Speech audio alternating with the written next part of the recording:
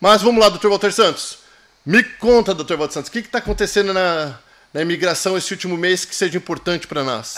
Muitas coisas. Eu acho que o mais... Eita! O mais importante... Caiu a chave do carro, estava no bolso. O mais importante, Paulo, é que ontem foi apresentado um projeto de lei no Congresso com relação ao asilo. Querem fazer seria a maior reforma imigratória nessa área desde 1991. Ela é bastante compreensiva e diminui consideravelmente os direitos de aplicações de asilo. Ela deve ser votada em quarta-feira, a partir de quarta-feira. Eles quiseram dar um período para as pessoas lerem, porque são 370 páginas. Mas, em essência, a ideia é restringir as aplicações de asilo e já negar de forma sumária para aquelas pessoas que não têm elementos que provem o mérito da aplicação de asilo. Então, se asilo não tiver fundamento legal, já seria negado. E a pessoa já seria deportada e mandada embora, não teria nem direito de apelação nem nada nesses casos, porque não querem perder tempo com isso. Ou a pessoa tem as evidências necessárias para provar a perseguição, ou ela está fora e não se pode perder tempo com ela. Prevê ainda a reforma que o julgamento do asilo seja em até 6 meses, então isso encurtaria os anos de espera. Hoje a corte está com um passivo de 3 milhões de processos nas cortes de deportação. É um número absurdo, nunca esteve assim tão alto, nunca, está batendo recordes. Então é algo que a gente tem que ficar atento para ver se isso vai se desdobrar, tá? Então, em essência, o mais importante que saiu aí pelo governo é essa questão. Eu queria fazer algumas observações também, por favor, já que você mencionou de parceiros e tudo mais. Eu fiz umas anotações aqui para não esquecer, porque eram diversas, tá? O asilo eu já falei para vocês. Eu soube que tem escola fechando aí, escola de línguas, Paulo, que está fechando. O que acontece pelo relato que foi dado? Essas escolas são filiais de uma escola principal que possui a licença. Pela lei, o Code of Federal Regulations, CFR, né, título 8, ele prevê que cada escola tem que ter a sua própria licença e cada escola tem que ter o seu DSO, Designated School Official. E algumas escolas, me parece, que começaram a pipocar filiais por aí, por Orlando, Jacksonville, enfim, por outras cidades, utilizando a licença da matriz, o que não é permitido. E isso parece que passou incólume por um tempo e alguém aí... não sei se alguém descobriu, se alguém investigou o que aconteceu, mas o relato que eu tive é que algumas escolas estavam sendo fechadas. Então, mais um alerta ao público, porque a gente sabe que a bomba sempre estoura para o lado mais fraco. Uma vez fechou uma escola em toda a Flórida, era uma escola suíça até, tinha muito cliente e muito estudante, e foi uma correria para as pessoas acharem outras escolas para transferir. Enfim, para o pessoal ficar atento e ter certeza que o I-20 está corretamente emitido, que a escola tem a licença adequada, que o DSO é o do próprio campus e não de um outro campus.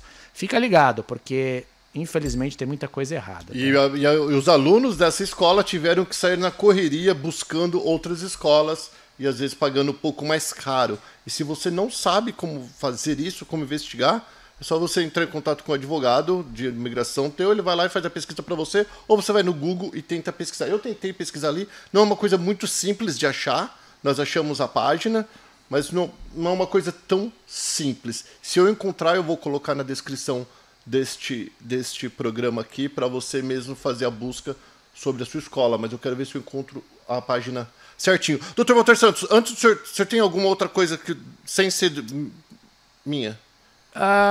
Tenho uma coisinha aqui para falar, que você mencionou que o pessoal vem aqui fazer, as pessoas fazem referências aos parceiros do canal Perguntas, e você sabe que eu tenho um histórico de ser muito franco e sempre falar a verdade para os meus clientes do que é possível e não é possível fazer.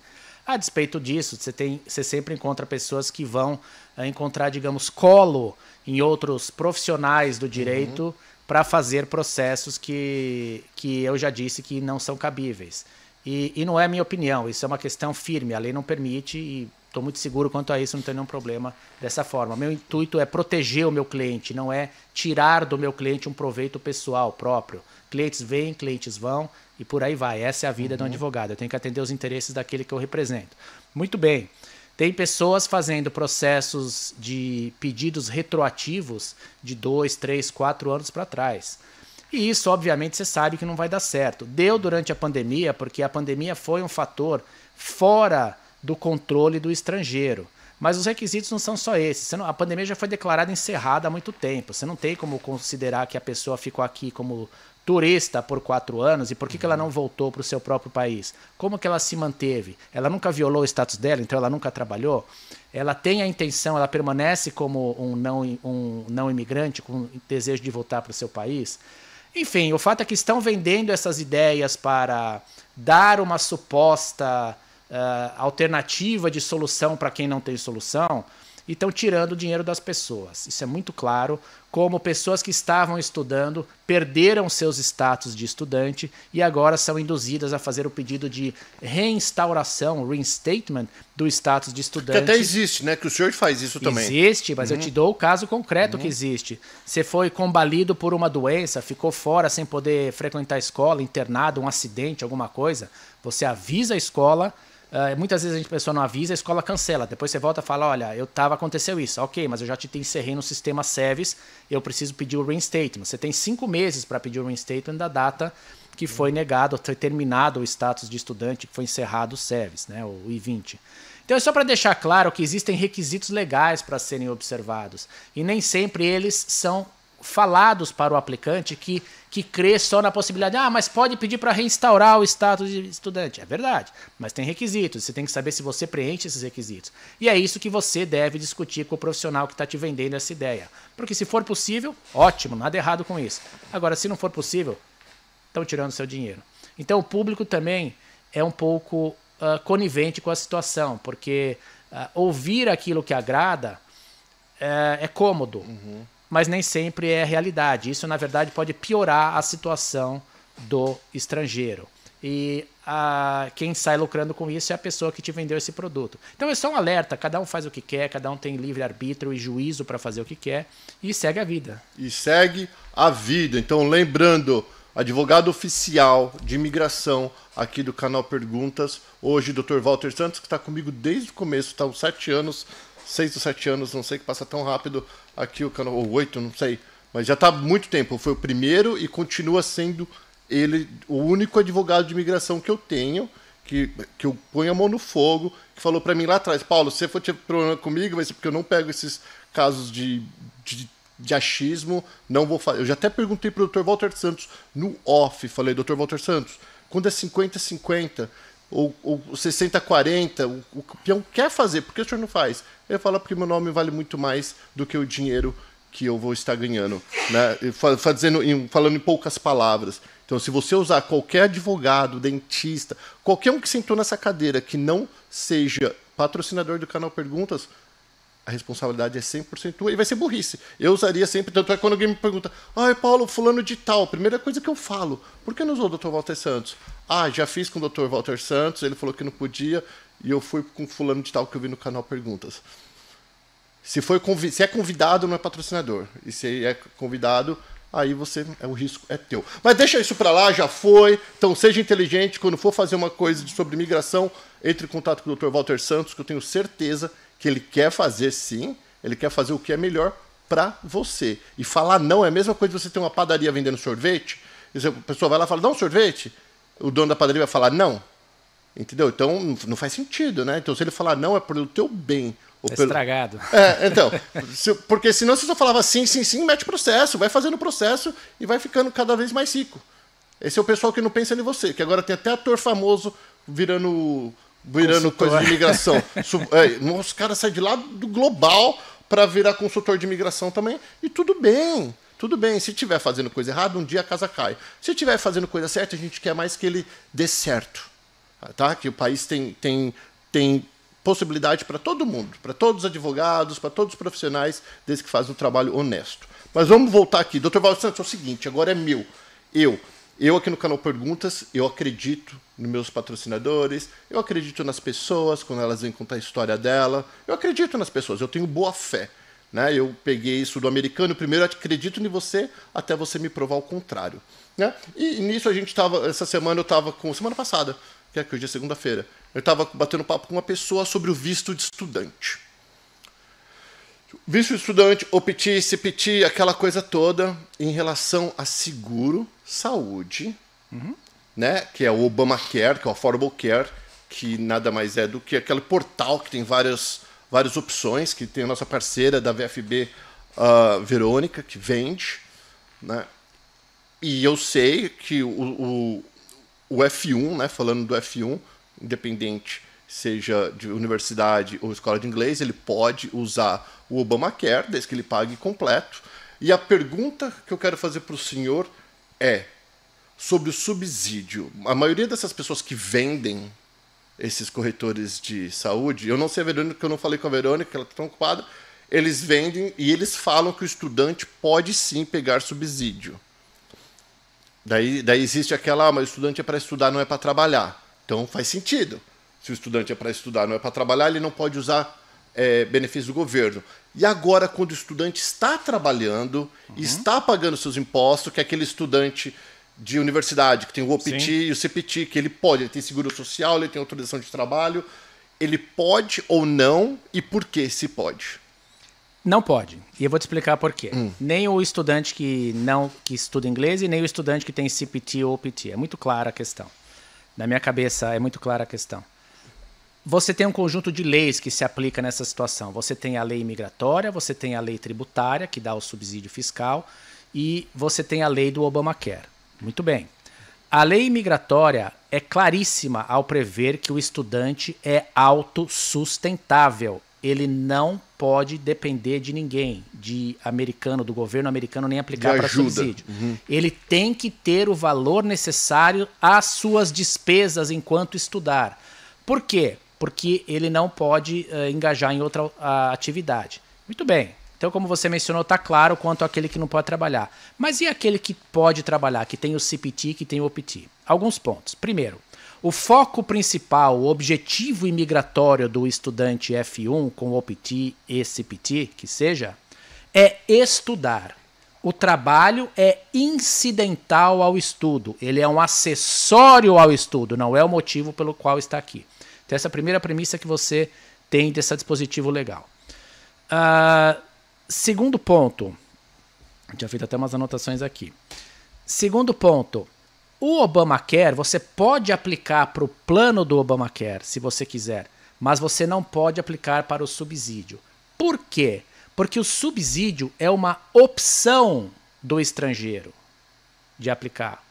Não só do estrangeiro, de qualquer pessoa que vive nos Estados Unidos e está aplicando para o Obamacare.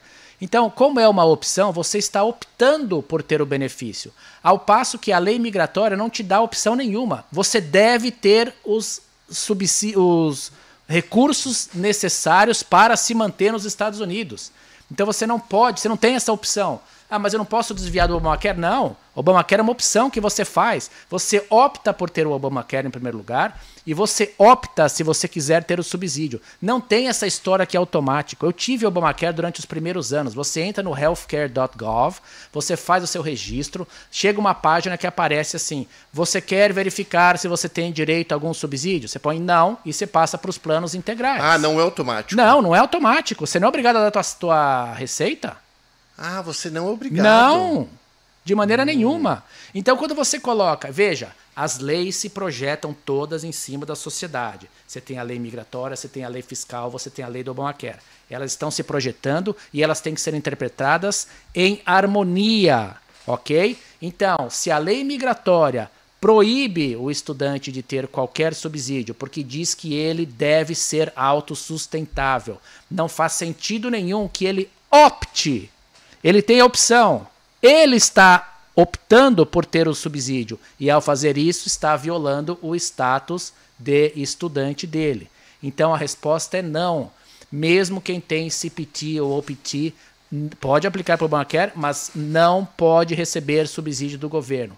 Essa é a primeira análise. A segunda, se isso vai dar algum problema ou não, eu já escrevi um artigo longo sobre isso, dizendo que o governo atual não está nem aí, porque o governo atual criou o Obamacare e para ele, quanto mais pessoas aderirem ao plano, maior legitimidade o sistema Obamacare adquire. Então eles têm interesse em as pessoas participarem, o que é um grande indicativo de que a pessoa não vai ser perseguida pelo governo atual, ao menos. Mas, como conselho legal de advogado, está muito claro.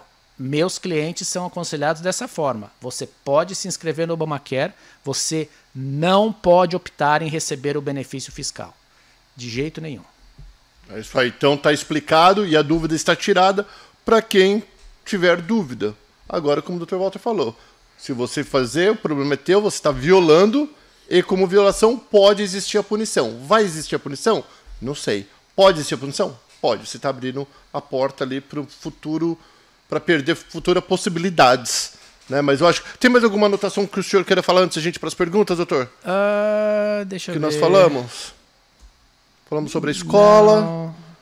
Não, por hora não. Tá por agora não? Não, e veja só, quem que oferece o subsídio, quem que oferece o plano do Obamacare com subsídio fiscal? Prestem atenção nisso, quem está te oferecendo. Tem alguém que já disse por escrito que pode? O que pode? Pois é. Veja, o F1, o J1, o que quer que seja, qualquer pessoa em território americano que esteja legal, com status imigratório legal, pode aplicar para o Obamacare. Tem uma lista, né, na verdade, das classificações que pode. O F1 está incluído. Aplicar para o Obamacare é uma coisa, aplicar para o subsídio é outra coisa. Então você tem que interpretar a legislação em harmonia, porque seria um contrassenso gigante admitir que a lei federal americana estaria pagando incentivos para estudantes estrangeiros que a própria lei prevê que eles têm que ser autossuficientes. Não faz o menor sentido, tá? Não há essa exceção na lei imigratória que permita ele a ter o subsídio fiscal aí, ou receber qualquer valor. Porque a companhia seguradora recebe o valor integral e quem está pagando é o contribuinte americano. Então o contribuinte americano não tem que pagar por plano de saúde para estudantes estrangeiros. Porque não faz sentido, né? Nenhum. Não faz sentido nenhum. Então vamos lá, vamos pegar as primeiras perguntas aqui, doutor. Se vocês tiverem alguma dúvida sobre isso, e se você está estudando e pegou o subsídio, aí eu recomendo que você marque uma consulta do escritório do Dr. Walter Santos, senta lá com ele e vê como reverter tudo isso. Vamos lá. E se o corretor, o vendedor, falou que você pode, não significa que você pode, ele está vendendo, gente.